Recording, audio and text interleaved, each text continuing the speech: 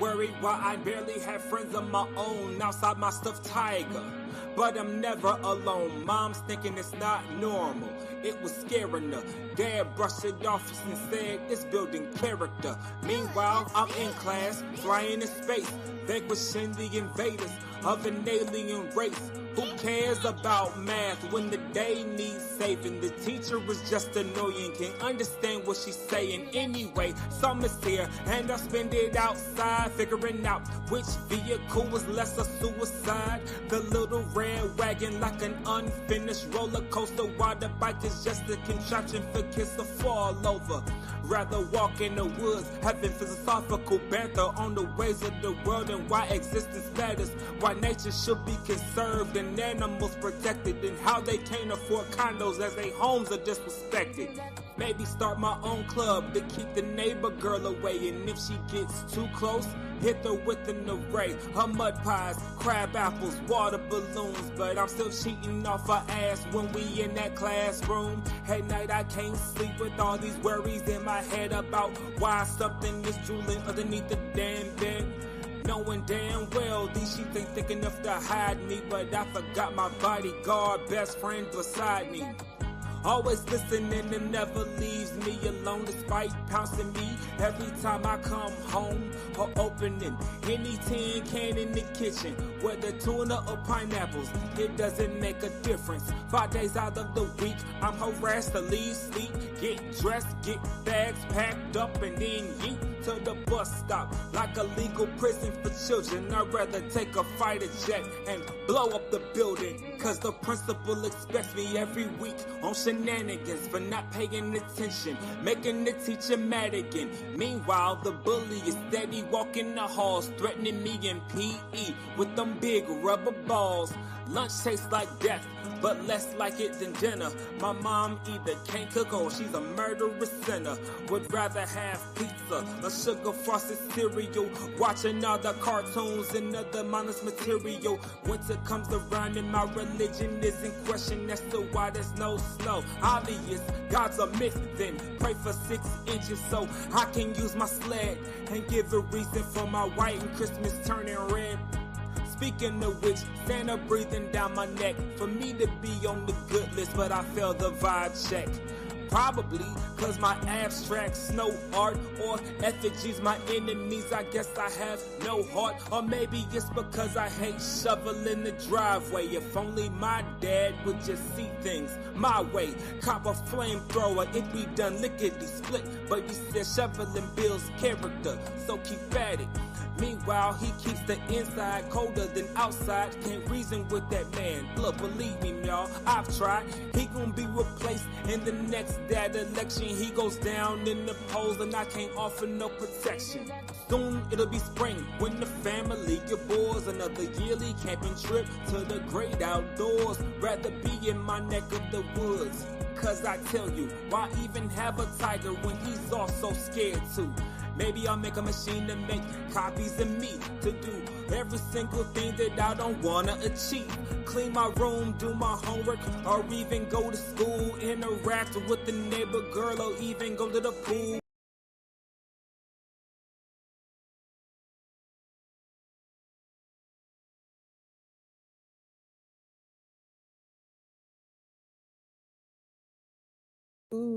I promise I do come off of mute at some point. Yeah, that was abrupt. That was abrupt. I apologize, ladies and gentlemen. But that was Villainous Beats providing me with my theme music. I think he's one of the best music. Like, dude is talented. He got bars and beats all day long. So this evening we're gonna talk about The Flash one last time. I swear to God, last time. Only because I have feelings still. And the gentleman that I'm going to bring in also has feelings.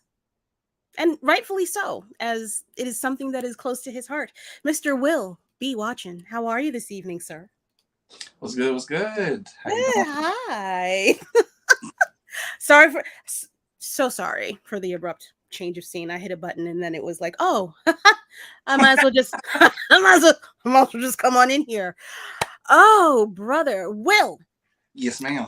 let me get you properly introduced because you are Mayhem Media everywhere on the socials. That is correct. That is your TikToks, that is your Instagrams, that is your yeah.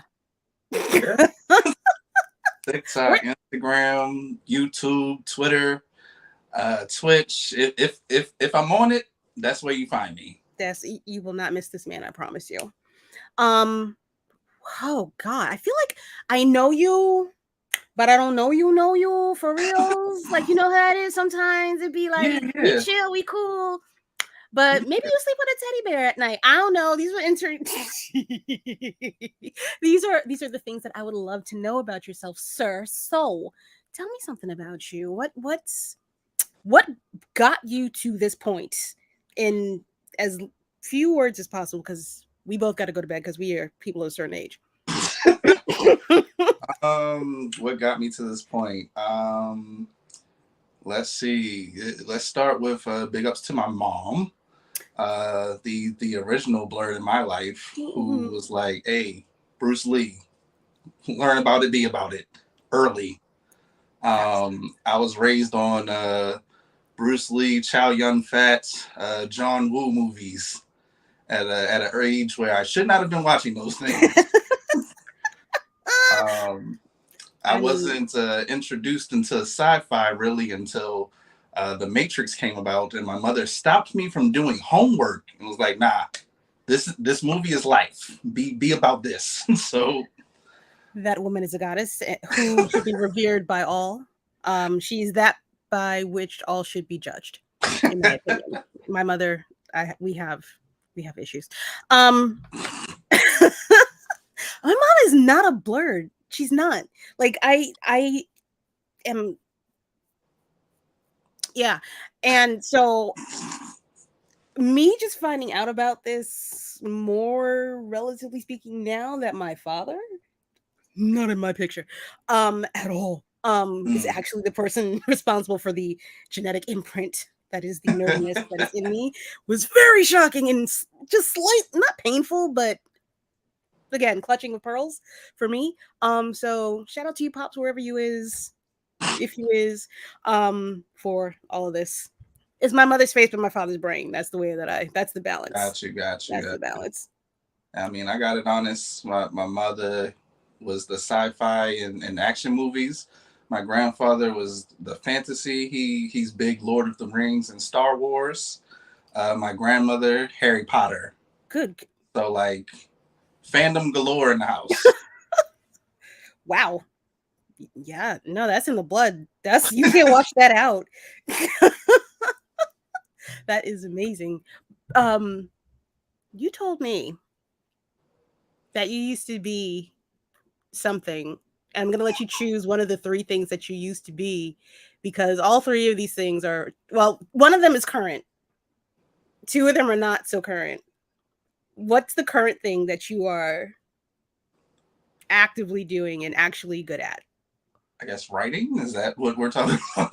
Is it you? Because you told me. What did you tell me? You told me that if you can do it, that is easy. Writing is not easy, homie. Like, it's not. It's like, I was the kid. I remember the first like big writing assignment that we had was in 8th grade.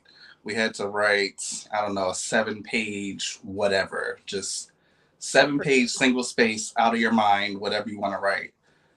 And what I finally submitted was like 14 pages, this like X-Men type aliens hiding among us sort of situation. And my teacher was just like, "You should finish this. This is intense. This is good." I was just like, "Cool," but did I get an A? Like, that's Yeah. It was too. Yeah, it was too. I'm so sorry. That was so easy for you, sir. Did you finish it? I did not. Listen. This is going to be a reoccurring theme over the course of this evening, potentially. Like, I'll be starting stuff and it'd be real good, and then my brain just be like squirrel, and then I go do something else. Okay, no, I think me and you are more alike than you think. I don't want to talk about it, but there's a lot of projects. There's I think I'm finished with my cosplay. I'm not finished with my cosplay that I need to be finished within 10 days. I mean, the pieces are there.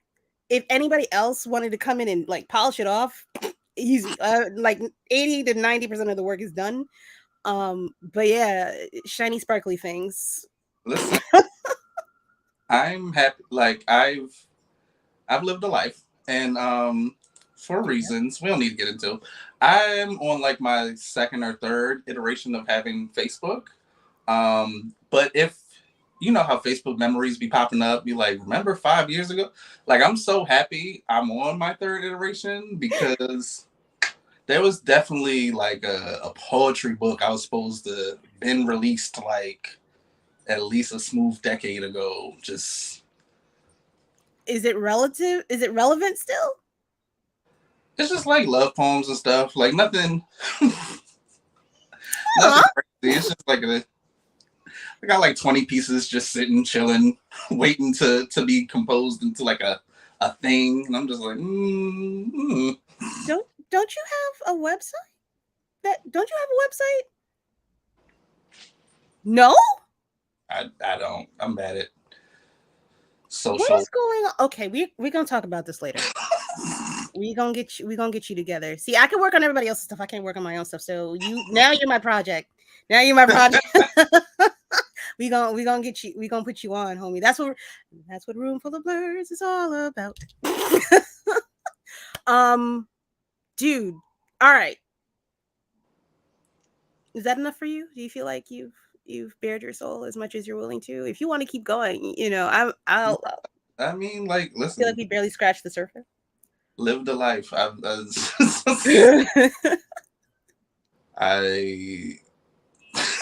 Oh Lord. No, you want me to go first? When I say things, it sounds like I'm lying because it's like, no, you didn't. So yeah. I remember Step Up, the film series, the dance film series. Yeah. All right. So originally shot in Baltimore. Gang, gang.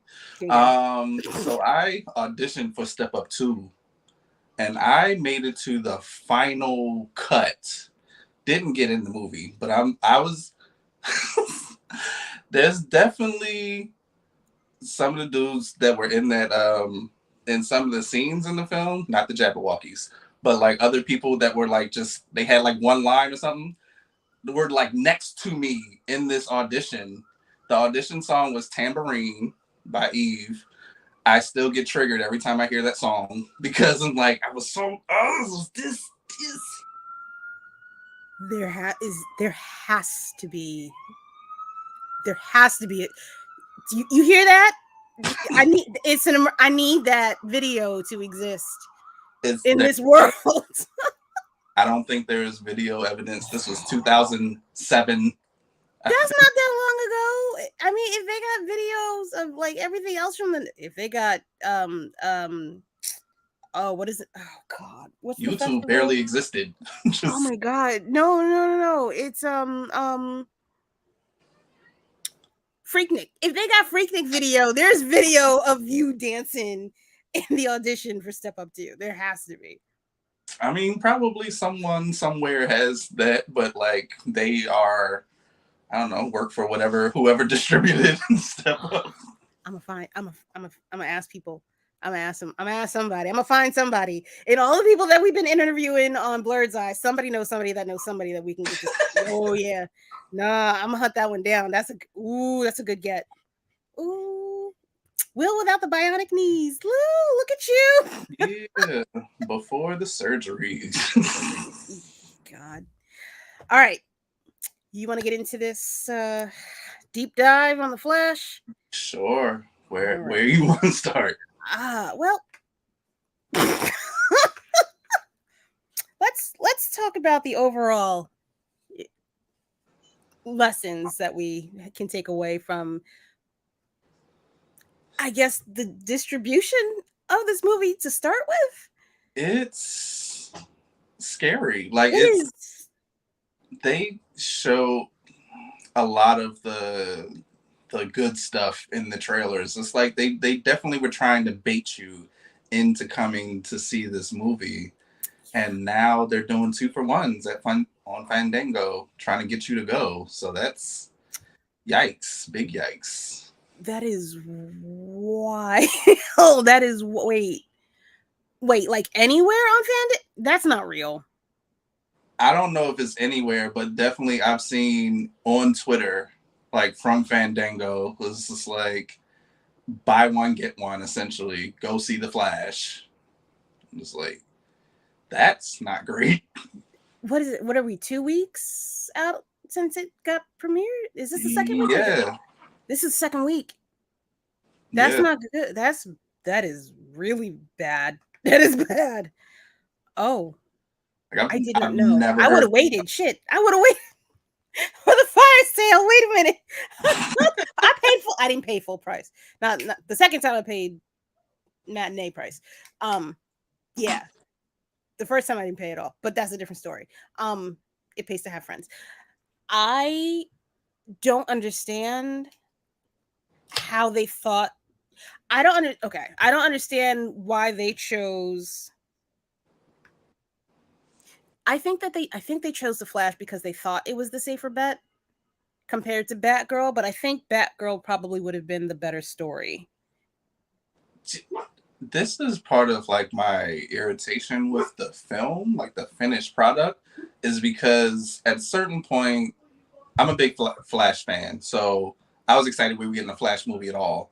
And then once the DC EU started being very up and down, I was like, oh, they're going to use Flash to flashpoint this whole situation. Okay, cool. I can see that coming. But then they didn't. Not really. Not in a significant, it's clear that we're moving into the James Gunn era sort of way. So it's like, what was this? It was just like a wasted opportunity to do anything. It feels... I feel like they wanted to... I think that's what their goal was to ultimately have this, like you said, have it be completely washed away and restart. Hey, Miss Laney, hi. I don't know. Oh God, I think they got ahead of themselves. I think that was the plan ultimately after. Was it the Justice League or was it Aquaman that came out before this? It's all kind of, it blurs together for me now. Yeah. I think once they didn't get the return that they wanted off of the last movie, they were like, we might have to rethink some things. And the idea was to use the Flash, yeah. But I think with Mr. Reverse Flash appearing in real life, that went completely out the window because you can't make a good movie without your star being an international fugitive from the law. Yeah, it's like he thought it was a personal challenge every week to like up himself from last week. Like I got into a fight with someone in Hawaii. This week I got into a fight with a couple in Hawaii. What are you doing? I'm just gonna assault somebody in Finland or whatever, one of those European countries over there. He was wild in these streets. A minor that I might have been grooming. It's like, what is happening? For years. He wanted to be the Joker. God, yeah. That was, or Mitaplitzik. I think so. One of the two. Definitely like popping in and out of places all over the world. You never know where he's going to show up next and be a menace. Being a menace, a terror. Oh man, that is it's tough.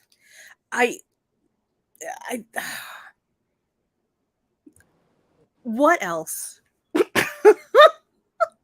I don't want to bash this movie to pieces. So the weird part was when I first saw it, I think I went on Letterboxd and I gave it like a 3.5 out of 5. And I liked it. And then like 2 days later, after it sat with me some more, I was like, this was a 2. And I didn't like I don't. Yeah. That's the same thing that happened to me. Like the first time that I went to go see it, I was like, okay, I knew it wasn't going to be great. Period. End of sentence. But so I was like, in my head, I was like, all right, it's a 7 out of 10. I'll give it a 7 out of 10. I did laugh. I had a good time. The CGI was weird, but it was passable. I'm surprised, and I was like, I'm surprised they got Ezra in as many shots as they did to make this a cohesive story. And then I saw it again, and Ezra was not in this movie as much as he should have been. Oh, Jesus, yeah, no, the intro definitely was just saying bye to all the people we liked. Yeah, that honestly, yeah. Oh, brother. Iris is gone. Well, is she? No, she's not really gone. But Batfleck is gone. Batfleck's Alfred is gone. It's like the whole universe was sort of a waste of time almost, but it felt like if they could nail this, then it could be like at least we put a good cap on the Snyderverse. Like it can respectfully bow out and sort of, here's this thing, y'all can go ahead and celebrate this in your own little like man caves as long as you need. But now we can like safely transition into the James Gunn era, and that be that.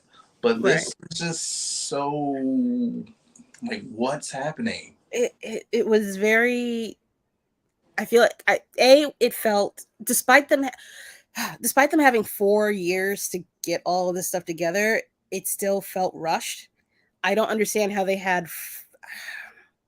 I don't know if the reason the CGI is bad is because they didn't have their actor, and they were the timing to get him to do anything, even if it was like ADR. Pardon me, speaking the parts that he wasn't actually in, trying to get him set up for that, and then adding the CGI to get that together is what actually messed up this movie, because they did have enough time to get the CGI right. This did not need to be as rushed looking as it was. Yeah. And I guess on that note, like my biggest grievance is the fan service at the end. Was that who was? I'm on the outskirts with this.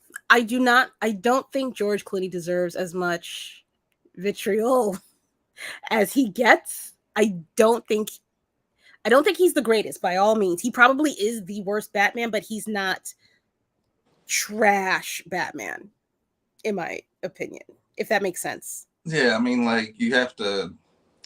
The script is the script. There's only so much you can do within those confines. Right. Like, Christian Bale wasn't going to make Batman and Robin or Batman Forever. Absolutely not.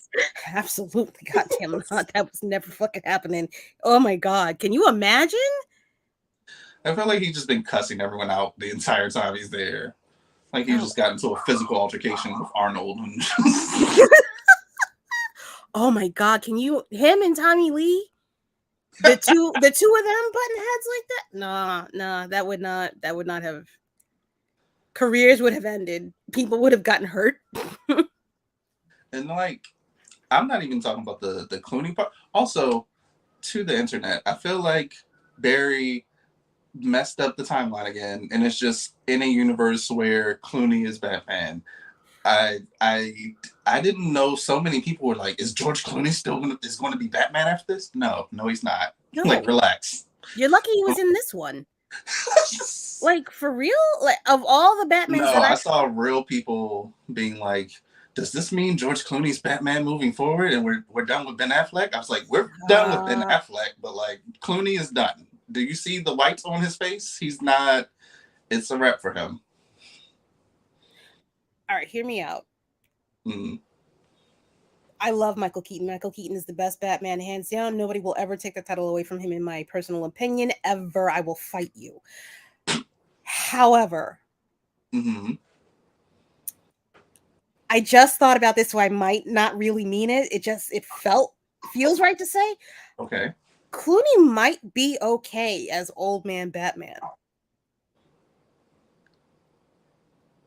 You see, okay, that's my face. That is my face. My thought is your face.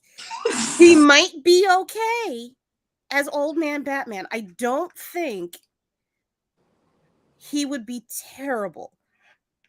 Like to see a older, grizzled, pissed off Clooney, I can see it. He's if you tone down his Ocean's 11 and make him a little more angrier, I could see it. That part. But the fans, Lainey says, or Geek by Heart, pardon me. Geek by Heart says that part, but the fan service at the end of this is nowhere near as bad as the final scene before. The Crofts in Fast X? Who's the Croft? I don't know what she means. I don't know. You went to go see a completely different movie than me because I will not. I'm not giving Vin Diesel no more of my money. I'm done from here on out. But my bigger issue was the chronospheres, like the worlds colliding. Because my issue was, one, I guess I don't actually have like a stance on like reanimating the dead in CGI. But like, if you're going to do it, make it look good. Starting there. Two, it didn't make sense in a narrative perspective. Like, if we got the same sort of thing and the worlds are colliding, and we look into the spheres, and we got everyone thought it was homeboy from what's his name, Teddy Spears, as the Jay Garrick Flash. Yeah. Like, if we looked in each of the spheres and we saw a Flash running, and it's just like in all the worlds, the Flash is like trying to fix this. Yes. That would be much more narratively impactful. Like, we could have gotten a Jay Garrick. We could have gotten John Wesley Shipp, his Flash. We could have gotten Grant running, trying to fix things in his own Chrono Bowl. Like, that would have been like, oh, like that's. And I feel like they could have clipped from the show specifically too. And because that's what he was doing at one point. He was going back in time and trying to fix them. They could have just put a clip in over each one, because I think they all did the Flashpoint thing at some point in their iterations. Probably. And it's just like, that from a narrative perspective would have been much more resonant than, what do we get, 3 different Supermen in a Flash movie. Like, what? 2 of them that didn't want to be in it, and then one of them was or 2 of them are also just not among us anymore. Like, it was weird. It was weird. I'm sorry. And then one of them that probably would have shown up to be in it, but I guess money is an issue. The Nick Cage one? Mm-hmm. One. The Spider Superman? Because of my mother, have an unhealthy like love of Nick Cage and all things Nick Cage. So like, when I saw the Spider, I already knew the backstory of like what that whole thing was gonna be. I was like, yes, show us face, show him. I did almost a full body roll in my seat. Like, you have got to. No. I was looking like, I don't know Superman like that, but I damn well know I don't know nothing about what's going on in this shit. What is this? And then I saw the Spider. I was like, oh my, of all the shit that you could have pulled and put into this movie, you took the Spider-Man Superman route? No. Take away your toys. You do not deserve the toys that you have, and then this motherfucker's gonna be in a Star Wars.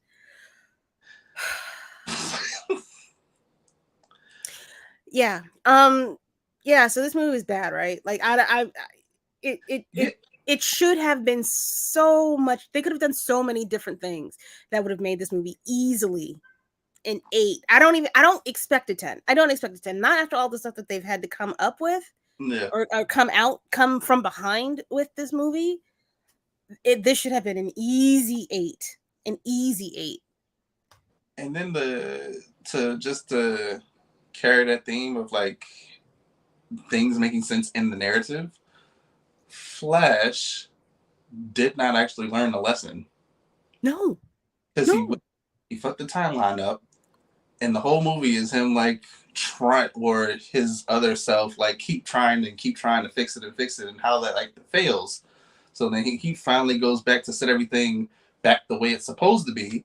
He still changed something to get his father off, and Yeah. that's why he's not home where he's Yep. supposed to be. So it's Yep. like, Learn what to did I just deal. watch? Yeah. You accept the things that you cannot change. Oh, that is literally I mean, not it, like you've already gone through it. You know how you feel. Except like oh god. Yeah, like I try to put myself in that situation. Like if I had the power to change something, would I? Absolutely. Absolutely. But if I knew that I'm fucking up everything else because of that one thing, I'm alert. I hope that I would learn how to deal with it. But that's also being black in America. Anyway. Oh boy. Anything else that you were feeling or wanted to point out? I guess small personal gripe. Well, is it a gripe? I don't know. That they sort of hand waved him not going after his mother's killer, because he's like, oh, that'll be too big of a change. I was like, what? I was so confused with who that. it is, so I can beat their ass in the future. Like, like I don't know. And it's supposed to be that whatever that Gollum motherfucker was as the bad guy, it was a Gollum. It was a Gollum. It was a Gollum. Was as the bad guy. It wasn't. It's supposed to be him. Like I think they were doing like a half-ass reverse Flash with that dude, right? Kind of, but like not really at the same time. Yeah. Like this is supposed to be the reverses Flash's like moment, and like how this whole thing gets kickstarted, and it was just a random. So in universe, what happened is a random individual broke into this house in broad day trying to rob it. Oh no, mom's in the kitchen, stabbed her in the stomach, and then made it out before Barry was able to make it down the stairs, or before the husband was able to make it in the house. Like, no one saw nothing. Nobody saw, like, there's no blood trail. He didn't go out the back door and hop like, you ain't see like a puff of smoke or his hair strand, nothing on this dude. Mama Flash had a debt to the League of Shadows. Yeah, no, it was, that is a gaping hole out of all the things that's going on in that storyline. It was itchy. It was annoying. They could have done something better with that. But I guess then it would lead into a different, like you said, it would lead into a different storyline. It would become a lot messier. Whatever. What did you want to see in this movie? I think, did we talk about that? I don't know. Like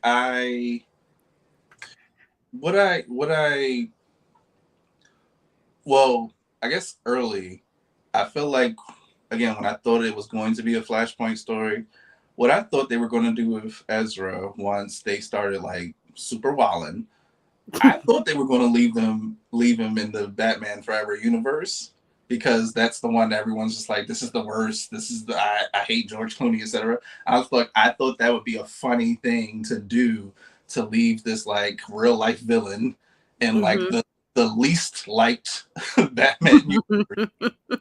It's like cool, but what I've given like the James Gunn stories that are coming, what I think they should have done is the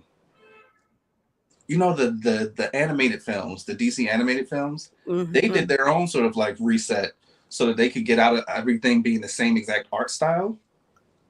And I think that ended with Flash probably running and resetting the everything. and it just ended in a flash of white.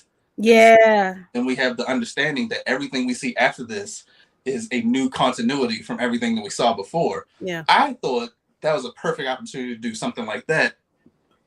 And then it's like hella people that don't watch the animated cartoons that would not have had any sort of basis for where they come from. Yeah. And it's just been like, oh, okay, cool. Maybe after the flash of white, give us a little something like a I don't know, a new bat symbol in the sky or something, just so we know something new is coming. Yeah. And then James Gunn take it from there. Yeah. Like we don't need someone to walk onto the screen and be confirmed as the new Superman, Batman, whatever. Hell, even just have Jaime come in, since Jaime. That's exactly what I was about to say. Yeah. Just have the Blue Beetle, or just have the Beetle show up in the thing on its way as re-entry into the planet. That would have been more acceptable. Yeah. It's like cool, a nice smooth transition, a nice handoff. We're done with this universe, onto this new thing. Yeah. But like, nope. Nope. We gotta figure out how to use all these shots in this movie somehow, some way, shape, or form. I want Gal Gadot's management. Like she's just getting paid to like show up for a scene. Facts. It's not even a full 30 seconds. Or you see the back, or you see the stunt doubles or the fill-ins back of their head or some shit, and she's still getting a check. That's my likeness. Is it though? It's not you. I still like showing up in Shazam too. Cause like everyone's all like sad because Billy's dead, and it's like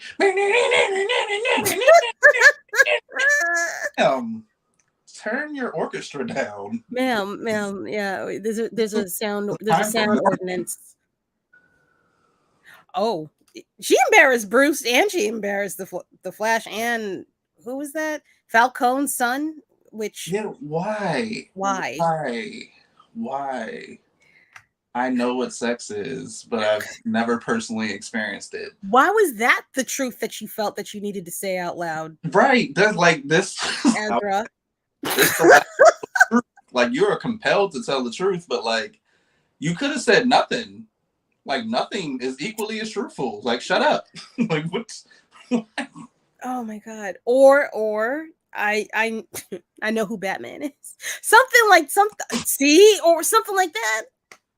Oh boy. Yeah. It so many fumbles. So many fumbles on this whole thing. All right. Are we cleansed? Does it feel better? Yeah, I mean, it is the best movie to display a infant being put into a microwave. That is a factual thing that I can say about it. Oh God, I thought it was a dream sequence. I really thought it was a dream sequence. I thought he had like nodded off in front of the barista dude because he was taking so long to make that goddamn, what is it, peanut butter jelly macadamia nut ketchup packet. Peanut butter jelly raisin cheese honey. I'm like blah, blah. I sincerely thought he fell asleep, and it was a dream sequence. I thought it was, what is it, Batman's nightmare sequence or something like that. I was done. The crazy babies in microwaves. That is a thought somebody had, probably sober. The crazier part about that is like that had to be very early in the script, like done, because when they first rolled the Funko line out, the like they have movie moments and there's the Flash and all these babies just sort of falling. I was like, I need context. I don't like this happened long before the movie came out, so I was like, what is happening here? Yeah, it's like, why are there that should have been our clue. That should have been the clue. Something we're not on the right path. we have strayed from the Lord's word. DC Comics, I need you to intervene, please, Father God. Come down and release the demons from this thing's hands. Yeah. All right. Well, we don't have to do that ever again. That's the positive thing. Yay! Positivity. All right. Okay. Switching gears. Okay. Going into streaming. Okay. Disney Plus. Yes. Sam Jack. Yes. Secret Invasion. Yes. All right. This first episode came out this past Wednesday.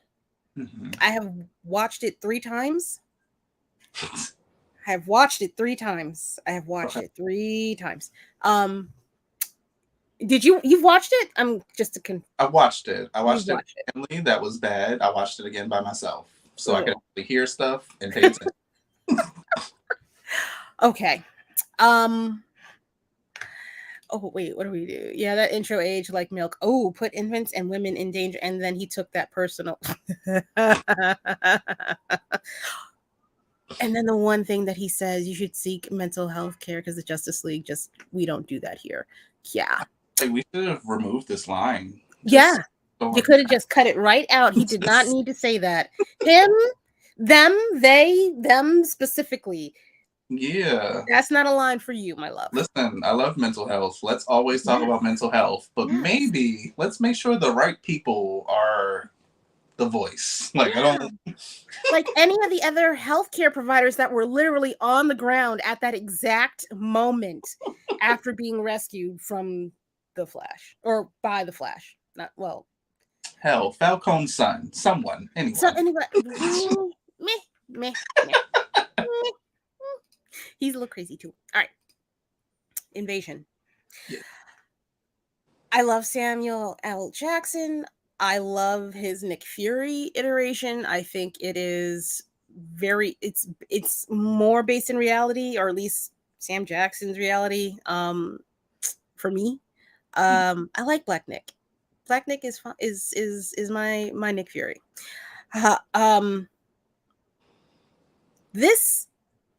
This first episode was not. It's not ringing bells. I'm trying to be nice. It's not ringing bells for me.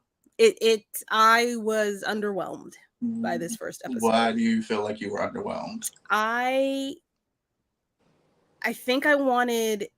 I think I needed to have more. I should be asking you. I needed to have more, I guess, of an attachment to the Skrulls where I have none. There has not been any buildup, except for the fact that in the MCU, it's been 30 years that they've been on Earth, but I don't know anything else. Why do I care? Yeah. You know what I mean? Fair. Yeah, like you have, I know Talos. I know Talos. I know of him. Pronunciation. I know that he exists. Yeah, I don't. Tafari says I don't remember who any of the Skrulls are because of the movie they're attached to. I don't know anybody except for, like I said, Talos and Captain Marvel and him, and I guess that ended up being his wife in no, what is it, No Way Home? Was it No Way Home? Yeah, or Homecoming? It was the second one. Homecoming. Pretty sure it was Homecoming. We know Talos and his wife, thanks to Far From Home. Hey, look at you, Tafari with the save. But I don't know what's happened between him and his wife. By the way, there's gonna be spoilers. We're gonna be talking spoilers. I was gonna not do that, but it's a whole series. You're not gonna be spoiled, but I promise you ain't gonna be.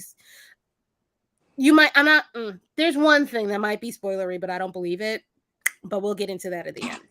I don't. But we'll get into it. What did you think about this first episode? I just wanted people to stop telling Nick Fury that he changed. Like, that started to piss me off. You're different. You've changed since the blip. You're not the same Nick Fury we knew. Again, I'm big into story. I guess that's why I was dubbed Cinematic Assassin. So it's just like, show, don't tell. Yes. 3 different motherfuckers telling me that he's changed. He seems pretty regular to me. I don't know what. Yeah. He's still, the only thing that's changed is that he doesn't have all the toys that he had when he was part of S.H.I.E.L.D. That's the only thing that's new to me. Outside of that, he still, doesn't trust nobody. He's still got the hookup with certain people, but he just doesn't have all his toys anymore. Yeah. What Nick has not changed. distinguished beard. Yeah, He's lost quite. his eye patch. Yeah, he's built up his confidence. He feels that his beauty is not based on perfection, which is why his eye patch is now gone, and you can see him for his full realized 60-plus-year-old self. Yes. I'm not an ageist, I'm just saying he's 60 years old. He should not give a shit what anybody thinks about him. However, taking off the eye patch. I don't know. I want Nick Fury with an eye patch. I liked him with the eye patch. It is a badass look. Yeah. You're a pirate, motherfucker. On dry land. You slaying hoes everywhere you go. But I think I liked the episode overall. Again, stop telling me Nick Fury changed. Show me how he's changed as opposed to tell me. The Everett Ross piece in the front, that was a good bit of acting. Yeah. If you notice, like the little things that he does to let you know, like, something off, something a little bit off. I didn't really catch anything with his scene. I just kind of guessed, because between him supposedly being involved with Lady Hydra, what's her name? Yep, that one, that chick right there. Yeah. Julia Louis-Dreyfus. Yeah, Julia Louis-Dreyfus. Yes. I'm like, why are you here with the Skrulls? And she knows everything about you. So why would you risk coming all the way to Russia in order to? Why did this guy specifically contact you? Okay, nah, something's off. You use one of them. If you like watch it again, when he's just like, I need something to take to Fury. Like, you can't just be telling me whatever. And whatever he hands him, and then he like walks past him, he looks down at it for a second, then he just sort of like looks away and rolls his eyes. Because he doesn't actually need to look at it, because he knows what it is, because he's one of them. I was like, oh, you're right. Look at you, Mr. Sleuth. All right. I like the little details. I get it. That was a very little goddamn detail. That was a nanoscopic detail. I was not checking for in any way, shape, or form. Doing the Leo at home, like scroll.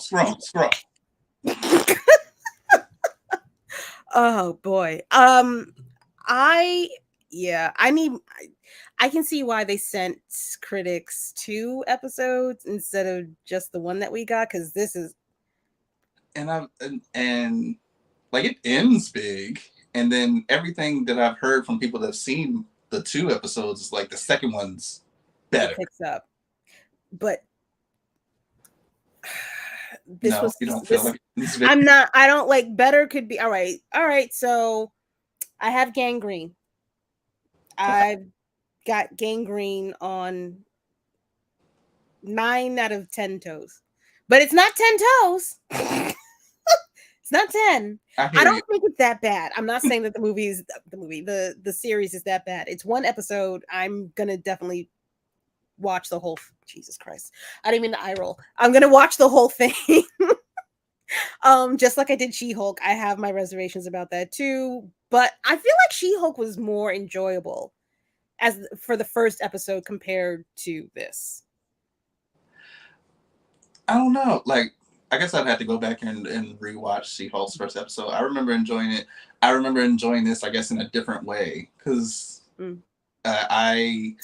this is feels like more my vein as far as like dark, gritty action, suspenseful. You trust what's going on, like gotta figure it out.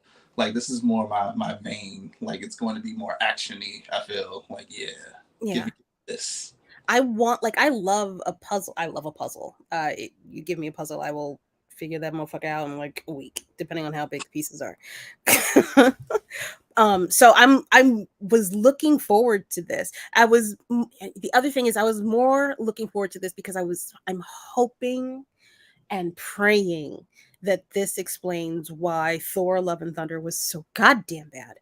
I need the scroll. I need Thor to be a scroll. I cannot explain how much I need Thor to be a fucking scroll, because that whole movie was an absolute. I have a lot. I need Secret Invasion to be a mind-bending skull fuck. I need this. I need y'all, MCU. We on the rocks, baby. I'm talking to my lawyer. I'm looking to see where all your finances are, because I'm taking you for everything you got in this divorce. I'm not playing. I will leave you for DC. I don't want to. I hate them. I will hate DC just to spite you for treating me the way that you've been treating me the last 3 years. Yeah, Thor was pretty. Thor. You know what? Before the movie came out, For All Nerds, they saw it and they asked the question, like, is this worse than yes, the second one? What is it called? Dark World. Dark World, yeah. Like, that was alarming just to be posed as a question. I was like, damn, how bad is this? It is worse than Dark. I would watch Dark World in broad daylight happily compared to watching Love and Thunder again. I will never watch that movie ever again. Not even to say that it's terrible will I ever watch that movie ever again. Tafari says, if Ross was always a Skrull, then congrats, Bucky. You're now the only white man to have lived in Wakanda. Wow. Bucky is the only white man to have lived in Wakanda. There. I think he was still Ross through Wakanda. I think, because here's the thing, he's supposed to be he's a fugitive now. Yeah. The United States government. So like he wouldn't be in a position to be giving Fury stuff, right? Because Fury is working with the government. No. I think he is hooked up with US agent and all of them now. The Thunderbolts. Isn't he part of the Thunderbolts? Who? Ross. No, because she wanted to arrest him. Fuck. He was right. He was arrested. I forgot. And Okoye busted him out. He's a fugitive. Right. So that should have been our first clue. Like, what are you doing communicating with Fury? Because he's working, like, the president knows exactly what he's supposed to be doing. And they're not looking for Ross. The president was solely said that what is this man's, that Fury and Maria Hill are missing. Right. Nothing about Ross. Right. At all. Oh God. All right. Tafari says he was tapped into Hill's phone and car, so he'd been undercover for at least a bit. Okay. Okay.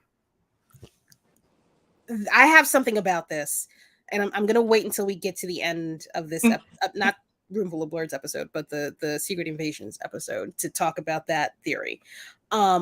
They just put an Apple tag on him. I mean, they might have. I mean, I'm sure he's got to be loaded up with some kind of tracking device, aren't they all? Wasn't that one of the things in Agents of S.H.I.E.L.D.? Like, they all have like this. I'm getting my stories, my vanillas mixed up. There's Haagen-Dazs vanilla, and then there's Talenti vanilla, and they're all kind of, one is a little bit better than the other, but they're all kind of blended together right now. So I apologize. Wow. It was very vanilla on that show. There's like 2 black people in that entire show. And they killed off 2 of them. Anyway. All right. What's the next scene in this thing? I'm trying to get you. I'm looking. I'm keeping an eye. I think it's weird that the daughter is still kind of Talos. Who is it? Kaya? Gaia. Yeah, I think something like that. Gaia. It's Gaia. I think it's weird that she's just kind of fallen in with these, what is it? Americans Against Russia people. I don't know if she's a double agent or not. I think this Fury did use racism in Russia to help get a lead. I did appreciate that. That part I was like, oh yeah, that makes sense. That tracks. I feel like this series is going to be a come to Jesus moment for some Marvel fans again. Mm. In the sense that it gets a little hairy when you have to define who and what exactly is a terrorist. It's like people just fighting for their basic needs, doing by any means necessary. You understood that on January 6th, right? But oh, because these green folk do it all of a sudden, it's a problem. Mm-hmm. This ain't your land. What you mean though? What you mean? What you mean? Let me hear you say that one more time. Say that one more time for the people in the Trail of Tears. Say that one more time. What you mean? Pardon. I'm just saying. I don't disagree. I don't disagree. Oh boy. I how many episodes is this goddamn series? Because only 6, I think. Shut up. Shut up. It better. I'm looking this up right now. 6 1-hour episodes. Oh, they better not. It better be 6. Are you high? Y'all are Marvel. What are we doing? This was supposed to be a movie, wasn't it? This was supposed to be a movie, and y'all got scared. I don't know. Like the Sam Jackson Secret Invasion movie. Well, to hear him sell it, he said like you need 6 hours to tell the Nick Fury story. I was like, I can buy into that. But like, is it gonna feel like one cohesive and completed story when we're done? And are we telling? Is this series meant to be? Is this supposed to tell the story of Nick with including his time up on Saber, or is it? It's like Are we telling the story of the script? Like, there's a lot of stories that need to be told in the 6 episodes. Yeah, and they're not. This is not promising. You know that note about they told the the creative team or the director, whoever, is like, don't dive too deep into the source material. Just come. No, they told him to straight up don't read the comics. They straight up told him do not read the comics. What are we doing? We have strayed so far from Iron Man. I don't understand what we're trying to build. We have 50, what is it, 60? What are we in 2020-ish? We've got 50 plus years of material. Yes, there was a dry spell during the 80s and the 90s. No, during the 90s and the 2000s. But there's still 30 out of those 50 years of great material. Y'all are pulling DC moves. I don't understand. Yeah, all right. Feels like they wanted to end it just before the Marvels came out. End what? This MCU? No, the story, the Secret Invasion before. But now, and I'm confused about that too, because it seems like the stuff that went on, that's supposed to go on in the Marvels, happens while he's up on Saber. So that maybe is a sign to us that Nick Fury is going to be finer than this, and so whatever we see happen over the next 5 episodes, he'll be fine because he has another movie he needs to be in. I guess. Which makes this sort of anticlimactic to some degree. Or it's a flashback, unless like the Marvels are the reason why, are part of the reason why he's okay with coming back on top of the Skrulls telling him we need you down here. Because he does come down in the trailer. He comes to Kamala's house. I don't know what's going on. I don't know. I don't like it. I don't like the way y'all telling the story. It's I know it's only 1 episode in, but you're only giving me 6 to work with on top of that. That's a lot of faith to put in 1 episode. And I think them not telling them not to jump into the source material so hard, that sounds scarier, I think, than it Yeah. might be, because, for instance, like Civil War was not the Civil War in the comics, not strict. Ooh. And so I feel like if the Russos tried to like be directly in the source material, they wouldn't have managed it. Like, what was like No. a 12-person fight as opposed to like 20 versus 20. Like, Yeah, that's a lot. yeah. So I I mean, think them going that direction in Secret Invasion is just like, hey, don't feel like you have to reveal that like Iron Man was a Skrull the whole time or something. Like, don't worry about that. Tell a good story, not. but is a good story explaining how the Skrulls are refugees and there's one faction that's trying to take over the planet versus the other? Or how deeply they've infiltrated into governments around the globe? Oops.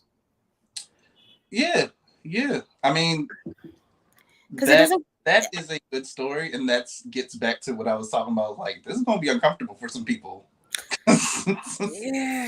Yeah. Because also Harrison Ford is Thunderbolt Ross now. I Yeah. think he's supposed to be the president by the time Captain America rolls around. Allegedly. Right now. Wonder what happens there. Oh no. So you gonna get this big angry black man to shoot him? You gonna get one of these refugees to shoot him? U.S. agent, like where?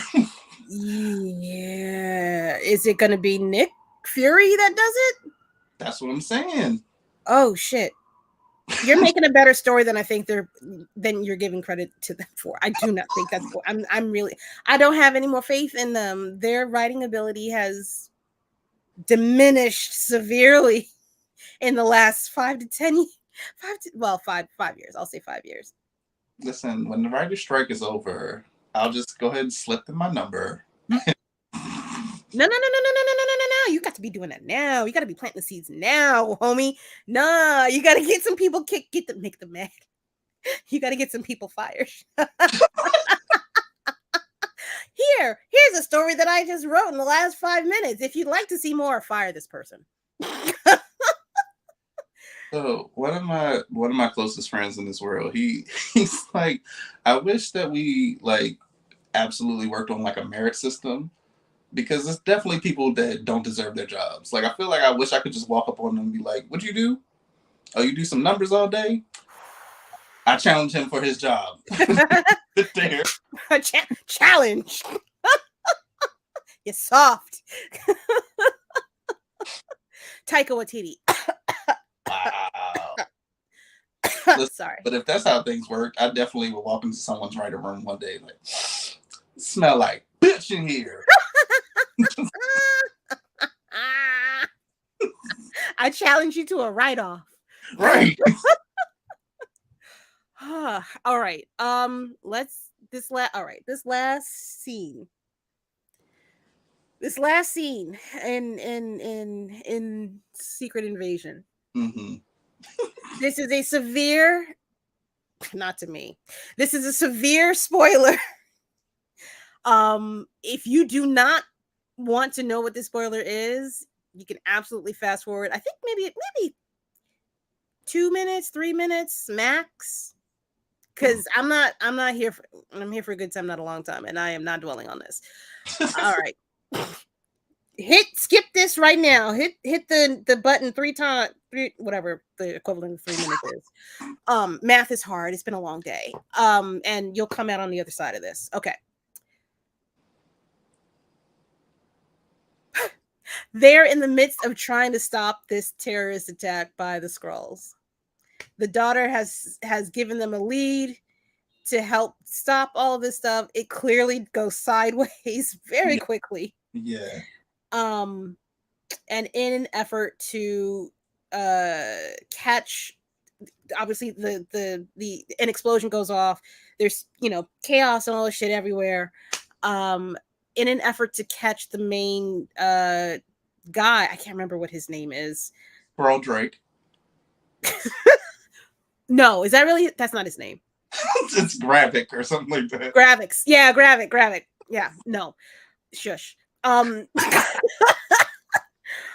God, look it up. Y'all are gonna go watch this later. It's fine. His name is not important right now. Because I'm sure they're gonna kill him off by the end of the season. I think that when they when they were trying to catch him, Maria sees what is she runs up to Nick Fury, trying to get together so that they all can kind of leave the area together. Turns out Gravix was shapeshifted into Nick and shoots Maria goddamn point blank in the motherfucker's abdomen, I think. Yeah. Definitely wasn't a heart shot, wasn't a headshot. It was a gut punch. But in the midst of all of this, she's literally on the ground. And she says, "It was you." I'm like, bitch, what? That's your last words? That's your last words? Okay. I'm calling Cap. Immediately after she says those words, he gets swept off by Talos. And the episode ends. I'm calling bullshit. I think Maria was a Skrull. Let me point out a few things. Okay. Number one, the first Skrull, the Ross Skrull, was in connection with her in the ear. How did she know to be in that area to pick him up? Okay. What was the story behind that? Why would this is already established as a Skrull, can't be trusted. He was going to be her out to get the information and put it where? It wasn't going to safety. They weren't going to accidentally lose it. It was supposed to go to somebody. And Maria was his way out. Okay. So, Maria was a Skrull. Plus, everybody knows that Maria is basically Nick's second hand or right hand. Who better to tug on his heartstrings to make him feel like complete and utter trash than for it to be Maria? To have him be a failure, not only after the blip, but now you got your right hand murked. Maybe you don't want to, maybe she was right. Maybe you aren't ready to do this job anymore, Nick, which is what she said in the goddamn bar as well. That bitch is Skrull. Film at 11. I like the threads there. I want to counter with, I don't think she was. And I'm with you, Jason. Here's where I get caught up with that. If Gravik had a Hill Skrull, why would he blast her? Like she's in because it's for the cause. The main person trying to stop him from the thing he's doing. Like he would know Fury's every move if he has Hill as a Skrull. Like what would be the point in getting rid of her? Well, because she's a means to an end. If she can make him feel like he really isn't the man for this job, he's out. And then on top of that, he's the person that he's supposed to keep this promise to help them find a new world. If he's out of play, then Gravix wins. He's going to win all the other Skrulls over to his side without actually having to set off this bomb and ruin this planet, even though they can live in radiation. You don't want things to be decimated where you have to rebuild everything. That's a lot of goddamn work. Ain't nobody trying to do that. Everything's already made, ready to go. It's already pre-furbished. Ain't nobody trying to work until a field. Not in radiation. Okay. Oh, because Skrulls are willing to die for the cause. That's what I'm saying. You know what the cause is? You're trying to save your entire. God damn it! You're trying to save your entire race of people. You're tired of living subletting in this spaceship for 30 years? I'd be nah, man. Nah. I'm not with it. Just look at Talos's daughter, even after finding out her mother died. Yeah, I mean, I'm mad she got like a bad case of like mom died off screenitis. Like, how you not know your mom's dead though? How? That's like film at 11. Like somebody knows something. Like her ass just got space lymphoma and just like what? What happened? I don't. Yeah, they need to show that too. Oh, I can also. Safari says I can also see the Skrull safe haven getting nuked before this. Well, no, it's not going to get. It's already nuked. That's the whole reason why they're living there, because they can live in areas of high radiation. So it's already been nuked. That's why they feel safe there, because there's no humans that are actually going to show up to invade that space. They can't. There's no point. I'm done with my rant. I'm sorry. I got very passionate. It happens. No, It doesn't really happen. What are your additional thoughts? No, I think we covered it. Nothing productive, actually. I don't want... Fine, I'll say it, because we're all family here. Amelia Clark is very funny looking, with the exception of when she was the mother of dragons. Well, she had the weave. And maybe that's what did it. I don't know. But like any other time I see her, I was like, oh, you're 5. You're a cute little. You're this big. when she was in that thing I didn't watch, she like commanded the room. I was like, yes. I'm sorry, she was in that. What thing you didn't watch?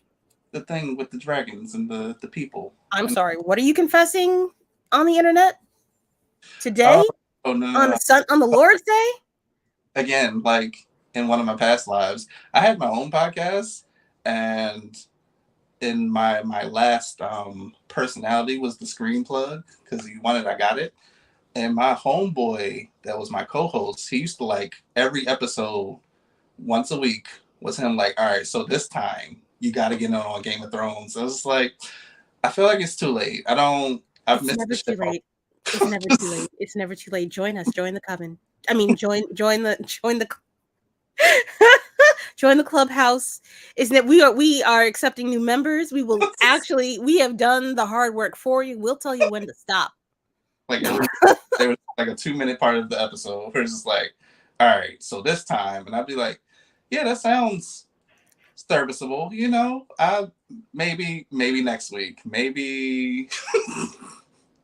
So what you're telling me is that BlerdCon, I'm gonna have to lock y'all in a room, like Orange Clockwork style. Okay, say less. I got you. So yeah, no, y'all gonna want. I can't. Everybody watch. Why y'all? Anyway, okay. I'm not. See, I slipped. You pushed my button. You almost caught me. You caught me out there acting a fool. No, y'all gotta watch it though.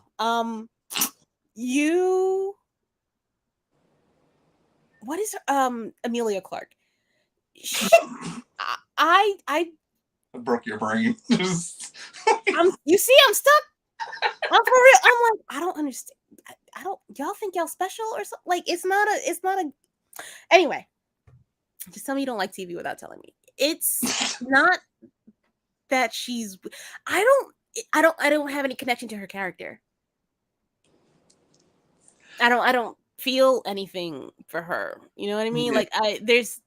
But all the way up until the end of this episode, I still don't know who this person is. Why do I care about this person? Yeah, we need more to fill in the gaps, because the last we saw her, she was a cute little big-head green girl, right, having fun on legging Earth, and now she's just like, fuck this whole thing. Yeah, fuck y'all. Run your pockets. Like, we only grow fruit from the motherland. like word. Y'all really ain't eating none of what we got down here, even though it's adapting to the same. Y'all eating the same food. Y'all are being extra. Y'all. Oh, you're vegan. Is that what you're telling me? You're vegan. Okay.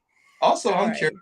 Like, did she set up Fury and Talos and them with the paint, or did Gravik know that she snitched and had dummy bags that she painted? Because, like, why I'm asking is because of that interaction when Homeboy tells her to go pick up the bomb in the first place, And like she gets in the car, he tries to close the door and he like stops her and then just stares at her real quick and then lets her close. I was like, ew, what is that? Hold on. I don't think they bang with her like that hard for real for some reason. Something is I don't know how soon she got on board with them. Skrull Kool-Aid hit different. It do. I don't know what the hell it is. It's probably sugar free though. I was like, it's dragon fruit. Y'all don't even want to sneak no dragon fruit past me. Stop it. Jesus. God, that was bad. I I don't know. Like part of me is like, okay, well maybe since they have these pod people where they can, what is it? That's how they get their okay, so all of this confused the fuck out of me. How did they get Nick Fury's DNA? When was he a pod person?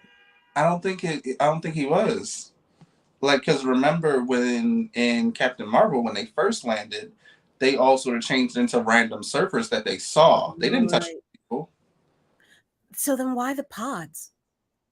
I think maybe that keeps those specific individuals like out of circulation.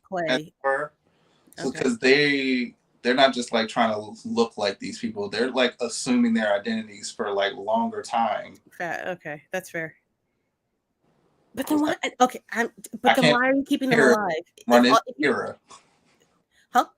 No, I was just saying I can't be having somebody pretending to be Kira and then like Kira be out here. Like no. Yeah, that's fair. That's fair. But if you're gonna wind up taking over the planet and basically nuking it, what for? Why for? I don't know. See, but I'm already finding plot holes. Yeah.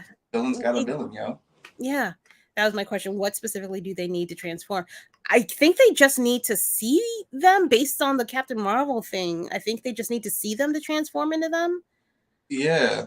I think that, like, if they want their memories and all that, I think that's when they had to, like, touch them. The whole brain stem situation going on. All right. And then Nonfiction says, well, it's like 007 Mission Impossible. We're supposed to keep guessing until the reveal. That's okay. They can't do it too much. No, not on the first. I get it. I don't want this to be a whole. I knew who it was from episode 1. Like, can you just? Y'all are not doing this as smart as y'all should be doing it, and that's what's annoying.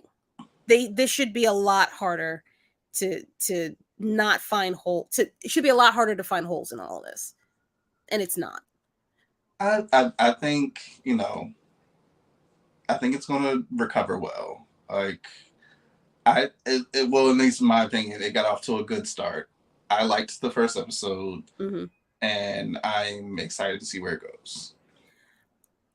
I want to see where it goes. I will not say I'm excited. I do. I'm still in. I'm in. I don't know. All right. I don't want this to She-Hulk. I do not want this to be a cop out of them just saying, "Oh, it was all fake. We're just gonna write over this, and this is what the real ending is." All the shit that we did in the last 2 episodes don't mean a goddamn thing.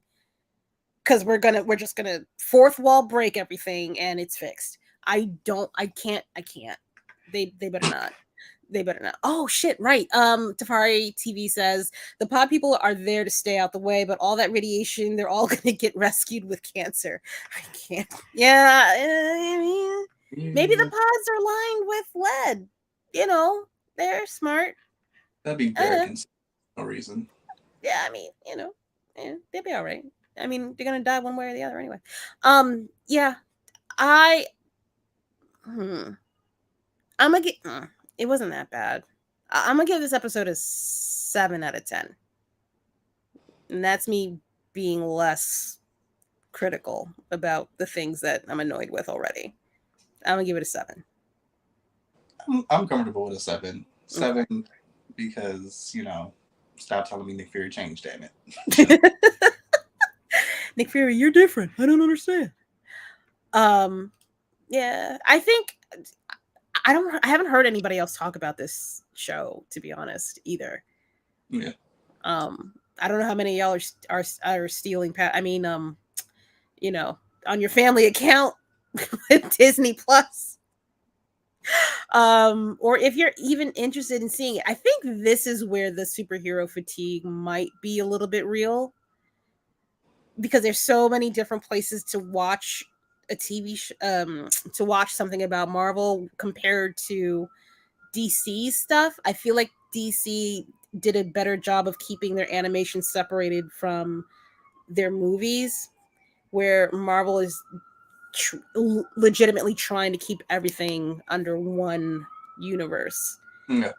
And I commend them for that. That it's not an easy job, but y'all gotta talk to one another. Y'all gotta share ideas before you just throw things out there. It's messy right now.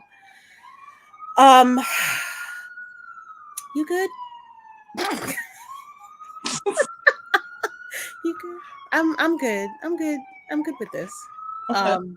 Aside from the air raid sirens outside my window. I was about to say, what is happening? My window is wide open because it is hot as balls in my apartment right now.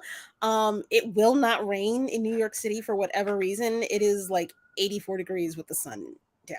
I'm not content. I'm in a small room that I cut the fan off so it wouldn't like noise in here. So like there's just like a thing happening here. I would have absolutely put makeup on, however. No. No, that wasn't happening tonight. All right. I am going to motherless best. This is my part of the show. I call it Lord comic code switching, and I'm gonna type that in right now. And this is the point where I introduce a new comic that I have been reading that is run by us.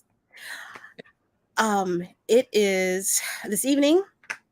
It is Luna, which is produced by Concrete Comics. Okay. They are Lord, good Lord, I'm terrible at this right now, y'all. Just bear with me. Concrete Comics. They have an entire universe of Black comic book characters as leads. They've got your women, you got your aliens too. So there's different colored people too. It's not just us Black folks. But highly melanated and very well driven storylines. I am currently reading. If I can get up to where the opening of this is. Currently reading Luna. Yes, hair. I really, number one, I love the artistry. The cover is gorgeous. It's gorgeous. Yeah. This is oh gosh, if you go to their website for Luna, they're kind of having a sale of sorts. You can get the digital version of this comic, which is actually parts 1 through 6. You see here. It's very detailed. It's about 34 pages in total, but it's a really good backstory. The artistry is absolutely amazing. The coloring is so distinct and different for me. I love that. That's here nor there. I am the story whore. I like the beginning of the story. I like the foundation of it. I like the fact that they kick off with the villain to start with.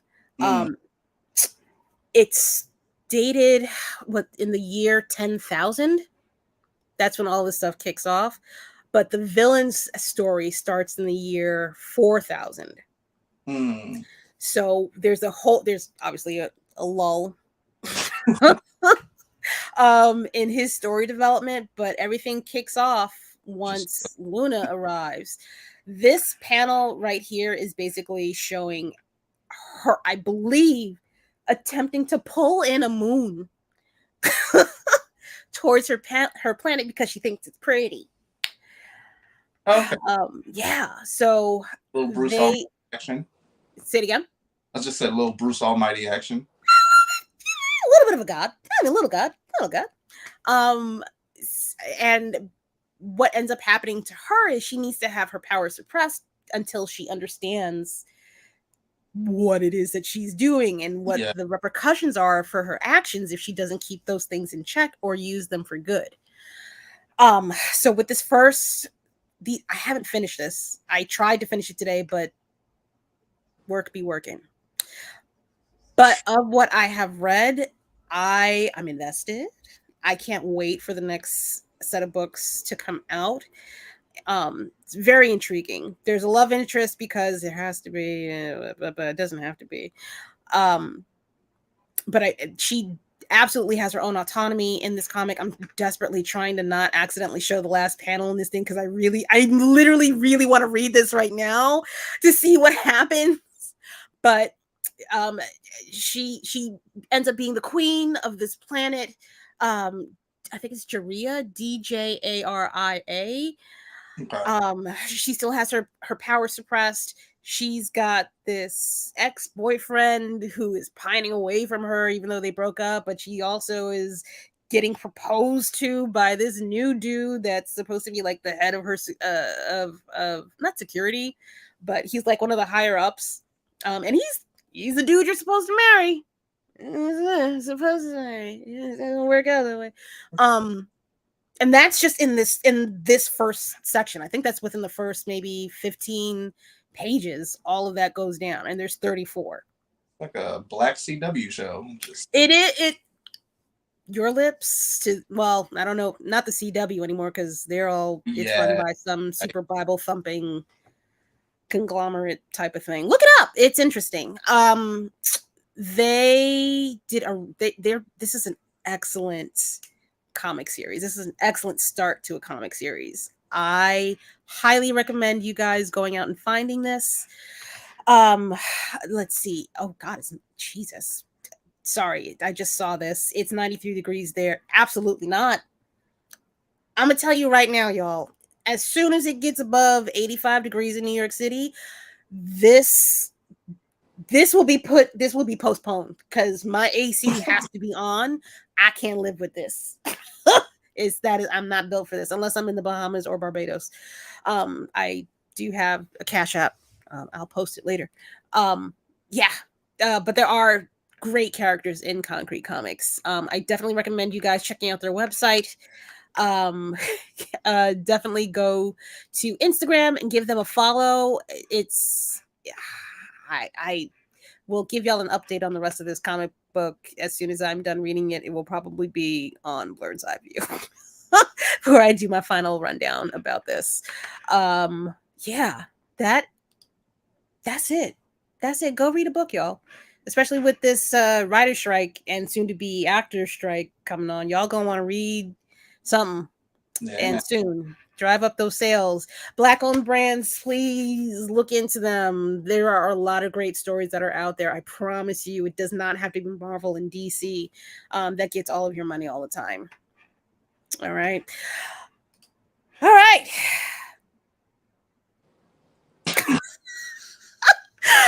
Oh boy, I want to give a shout out to Otaku Noir. I am an affiliate of one of the number one black-owned mystery boxes. I think in the planet, to be honest with you. If you guys want to look into it, it's a quarterly subscription box. It's not monthly. So when y'all get to the website and you're like, oh my God, why is so much money? No, it's not. It's $60 for a box that you only get once every 3 months. So that's $20 a month if you think about it. Y'all be blowing that much money at Starbucks on your coffee and a sandwich. I don't want to hear no shit. That's one day at Starbucks. God damn, it be hurting my pockets. Go out there, put in Roomful of Blerds for free shipping. That's the only way I'm gonna be able to help y'all out. Unless y'all need to hook up in other ways. But I'm not giving you my stuff out of that box, so that box is fire. The next one that's coming up is going to be a video game mystery box. go to the website, otakunoir.com. Check it out. They doing some fire stuff out of there compared to these mystery boxes where you're paying $50 a month for pretty much what, semi-trash. Maybe you get 2 or 3 good things out of those boxes. Nah, go to Otaku Noir. They're gonna hook you up. You're gonna feel right. You're gonna feel like you got your money's worth. I promise you, they ain't gonna hustle you for nothing. All right. I am also now on Opulence Radios on Thursdays at 3 p.m. and on Saturdays at 5 p.m. You can catch reruns of this wonderful podcast.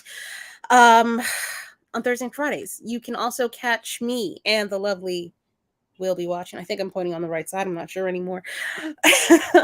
On Blerd's Eye View on Tuesdays at 8:30 p.m. Eastern Standard Time.